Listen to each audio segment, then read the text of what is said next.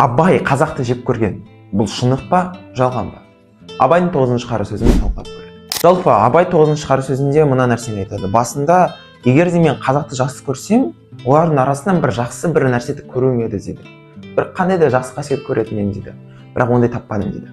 Одан кейін, егер де жек көрсем дейді, онда олармен мүлде сырласпас едім, мұндаспас едім, араларында жүрмейтін, көшіп кете салатын дейді. Одан кейін Абай бір ауыр сөз айтады. Бұл сыртым тірі болғанымен ішім өлік дейді. Сыртым сау болғанымен ішім өлік дейді. Бір жүрген қуыс кеудемін, айтатын сөзім өзімдікі емес, күлетін күлкім өзімдікі емес дейді. Әйтеуір бір дейді. Жалпы Абай бұл 9-шы қара сөзінде іштегі мұңын жеткізіп тұр. Ашық айтпай тұр, мен қазақты бұл жерде жақсы көремін, немесе мен қазақты бұл жерде жек көремін деп айтпай тұр. Бірақ егер де психологиялық тұрғыда салып көрсек, Абай әлбетте қазақты жақсы көреді.